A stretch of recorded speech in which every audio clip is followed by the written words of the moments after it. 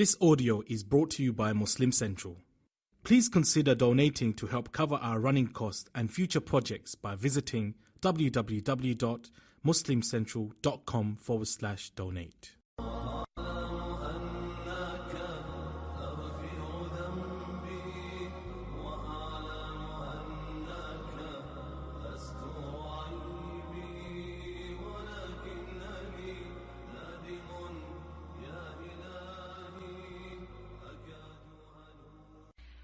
Well, this should be our favorite topic to speak about.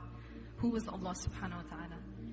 And one way to look at who Allah subhanahu wa ta'ala is actually to understand that every single thing in creation, every single thing that we experience, everything that we have, everything we don't have, everything around us actually, if studied properly, will lead us to understand Allah subhanahu wa ta'ala further, and actually can be a glimpse of another attribute of Allah subhanahu wa ta'ala. And I'll give you just a couple examples. When I commit a very big sin, this should lead me to know Al-Ghafur. As the Shaykh said, Al-Ghafur is the one who forgives even the biggest sins. So even when I make a mistake, the purpose that we should get out of this, the result should be, how is this event in my life, whatever it is, how is this experience going to lead me to Allah subhanahu wa ta'ala? And we can study every single thing that happens to us in this way, even when we mess up. We messed up, it's a big sin. This should lead us to understand who is Al-Ghafur. He can forgive even the major sins, no matter how big. If we have a lot of sins, or rather every time we sin, we repent, then we go back to the sin again. And then we go back to it again, and again, and again. And that continues that pattern. It should make us understand who is Al-Ghaffar. Because as the Shaykh said, Al-Ghaffar is the one who doesn't just forgive once, but forgives again and again and again and again, over and over.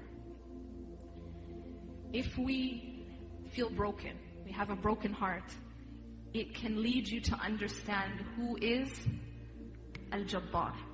Allah subhanahu wa ta'ala, one of His attributes is one of the meanings of the word Al-Jabbar is the one who mends. Allah can mend anything. If your heart, you feel that your heart is dead, Allah subhanahu wa ta'ala, one of the most beautiful ayat for me personally is the ayat in Surah Al-Hadid, where Allah subhanahu wa ta'ala talks about أَلَمْ يَأْنِنِ الَّذِينَ آمَنُوا أَن تَخْشَعَ قُلُوبُهُمْ لِذِكْرِ اللَّهِ. Has the time not come that the hearts of the believers should humble themselves to the remembrance of Allah? وَلَا يَكُونُوا كَالَّذِينَ أُوتُوا الْكِتَابَ مِنْ قَبْلُ فَطَالَ عَلَيْهِمُ الْأَمَدُ فَقَسَتْ قُلُوبُهُمْ. And that they not be like those who came before, and that book was given to them, but time went by and their hearts became hardened. Now we see this ayah, and then we sometimes don't realize that the ayah that comes after is related to this ayah. The next ayah, if you look at it from a surface sort of way, you think that, what does it have to do with this ayah? The next ayah talks about the dead land and how Allah gives life to the dead land. Well, what does that have to do with hearts? Allah's talking about the hardened heart, and then Allah's talking about the hardened land. And Allah is telling us that Allah is the one who gives life to the dead land. This is to tell us that the one who gives life to the dead land can also give life to the dead heart. And that even those people whose hearts have become hardened, Allah can bring those hearts back. Allah can bring life to the dead land. He can also bring life to the dead hearts. If it's despair, so what are we talking about here? We're talking about how those things in our life which actually sometimes paralyze us and pull us down can actually become means to actually get closer to Allah subhanahu wa ta'ala. If it's despair, we should remember and let it and make it lead us to as-salam. Allah is the source of peace. And there's only one source of peace, and that's Allah subhanahu wa ta'ala, one of His attributes. If it's feeling trapped, it should lead us to understand Al-Fattah. Allah is the one who opens. Allah can open anything. No matter how difficult the situation feels or how hopeless or how impossible, Allah can make a way out. Allah subhanahu wa ta'ala says, وَمَن يَتَّقِ اللَّهِ يَجْعَلْ لَهُ مَخْرَجًا وَيَرْزُقُهُ مِنْ حَيْثُ لَا يَحْتَسِبُ. Whoever has taqwa of Allah, taqwa of Allah is consciousness of Allah subhanahu wa ta'ala. It's protecting yourself, covering yourself from the anger of Allah subhanahu wa ta'ala, the wrath of Allah subhanahu wa ta'ala. Whoever has taqwa of Allah, Allah makes a way out for him. No matter what the situation is, if you have taqwa of Allah, Allah makes a way out for you. وَيَرْزُقُهُ مِنْ حَيْثُ لَا يَحْتَسِبُ. And He will provide for him from places that he never imagined. Allah is Ar-Razzaq.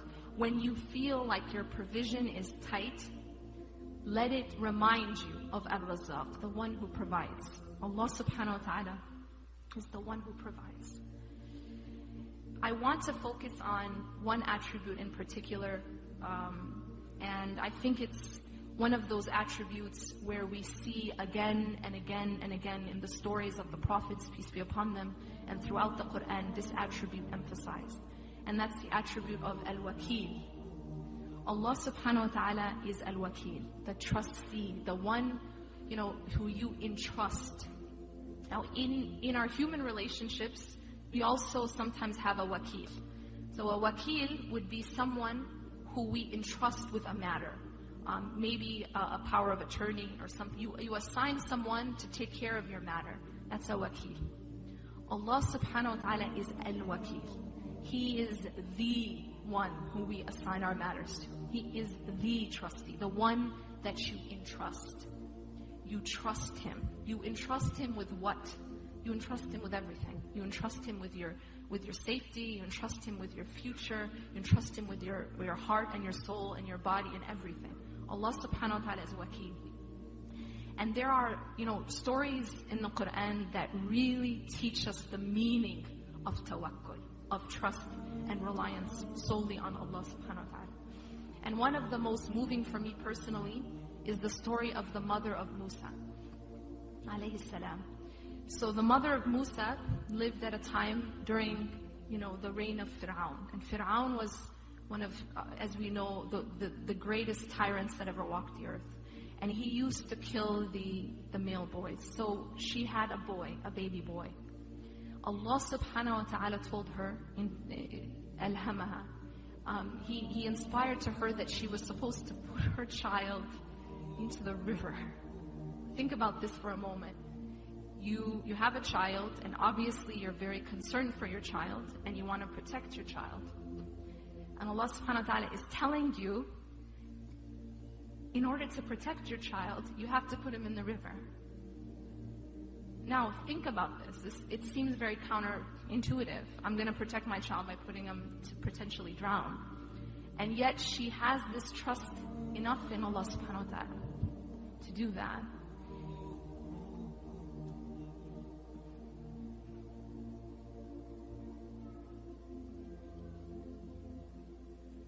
And Allah tells her story and what happened.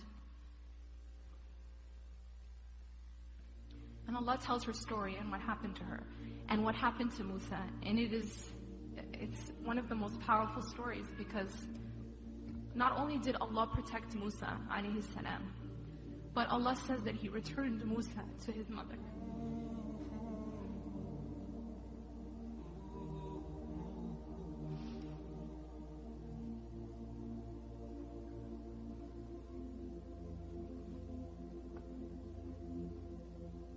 And He says that it's in order for her to know that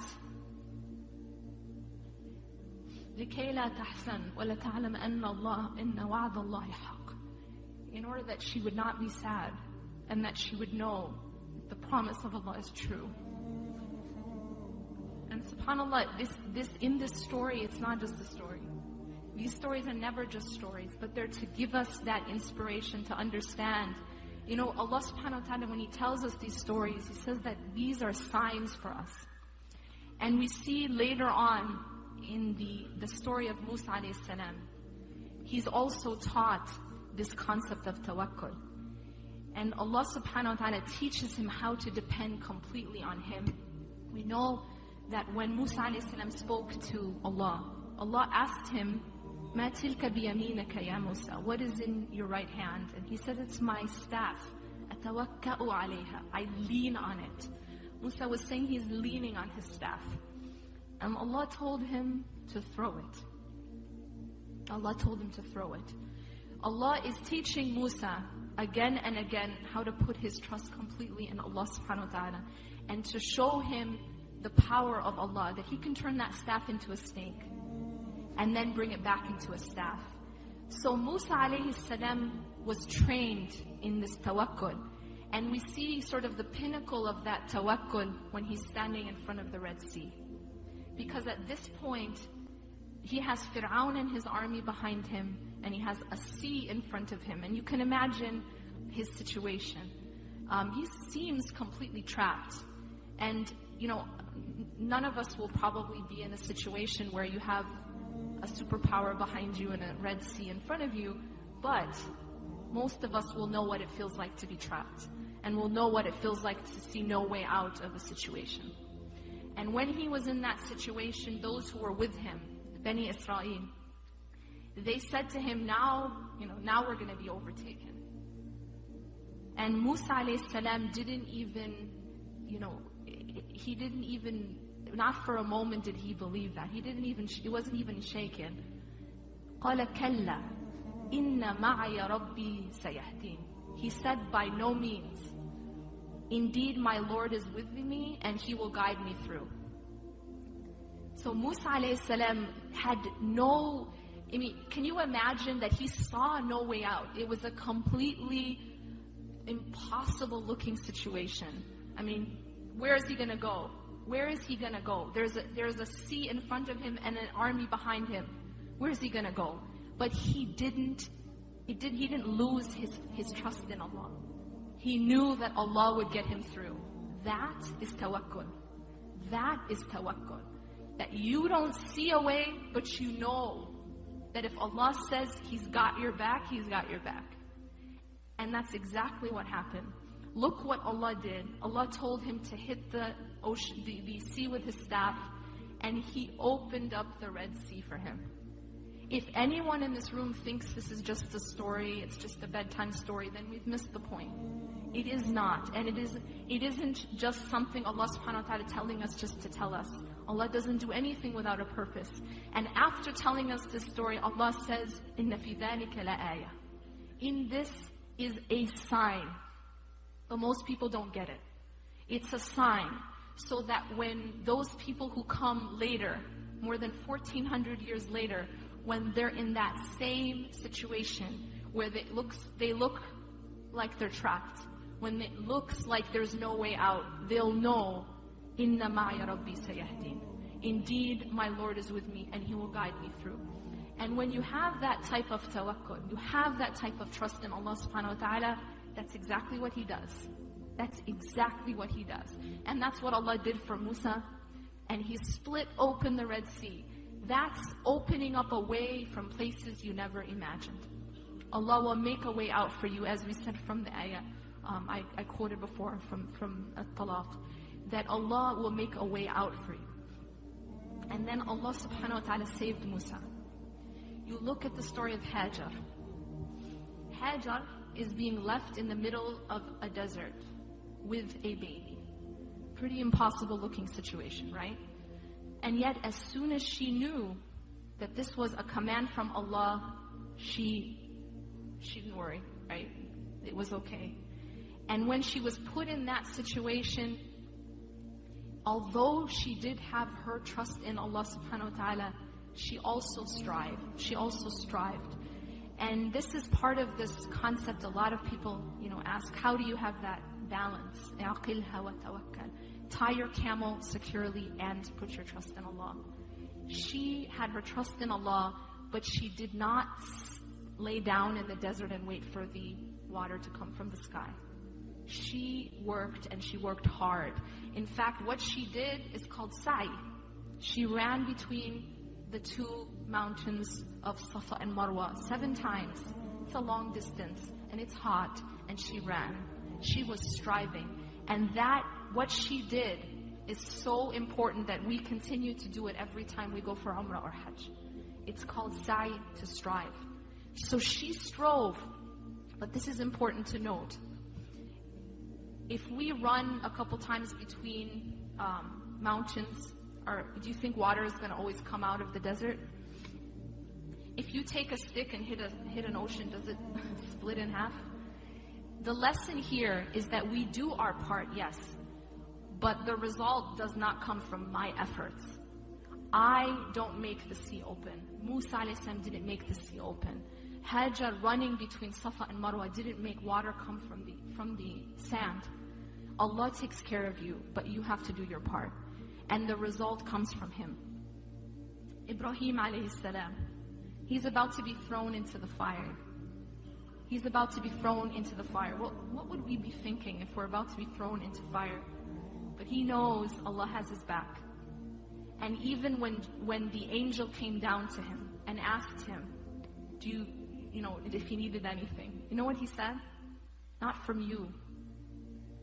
His tawheed was so solid that he knew the help would come from Allah. He didn't even ask for help from the angel. And then his statement, he's being thrown, Hasbi Allah wa ni'mal wakeel. I mean, he's being thrown into the fire, and what does he say? Allah is sufficient for me, and He is the best of the wakeels, these stories, again, it's important to understand they're not just stories. This is the type of tawakkul that our prophets had, peace be upon them all. And when we emulate them, and we try to emulate their lives, we can start to begin to understand, even glimpse the attributes of Allah subhanahu wa ta'ala. And inshallah, I'll end with this story, because I think it really illustrates this concept of tawakkul and Allah subhanahu wa ta'ala taking care of it. When you think about a baby who's inside the womb of his mother or her mother, that baby knows a certain reality. The world is a certain way, right? There's anytime that child that baby needs food, baby never has to feel hunger or thirst or cold or any of these things. It has everything that child needs. When that baby is born, imagine what that baby's thinking. What happens when a baby's born? Like, what's the first thing the child does? Screams at the top of his lungs. Like, to that child, he must think that he's just died, because the world that he knew is now completely gone, and now he's in a completely different world, and he screams. And to that child, it's as though he's died, but we know that actually that he's just entering a different world. And subhanAllah, we sometimes react to change in the same way. When something is taken away from us. So that child, his whole world was taken away from him, right? Because he was in the womb, and now it's gone.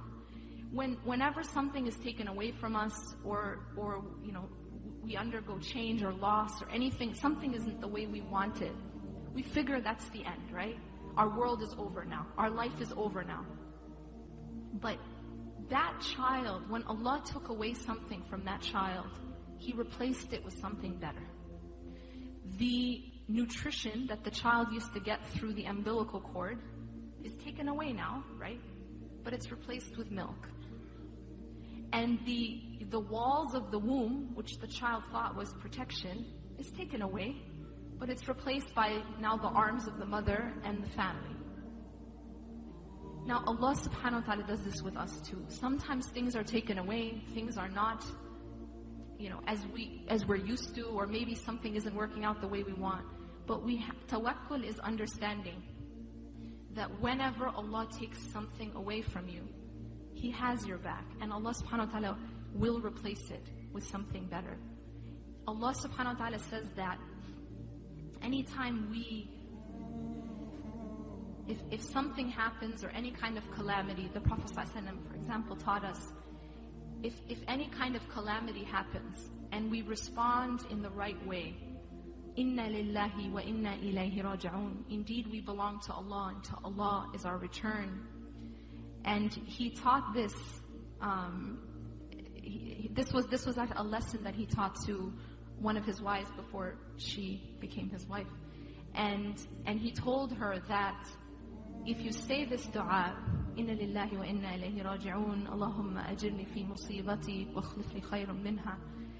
Give me reward in this musibah, in this calamity, and give me what is better than it.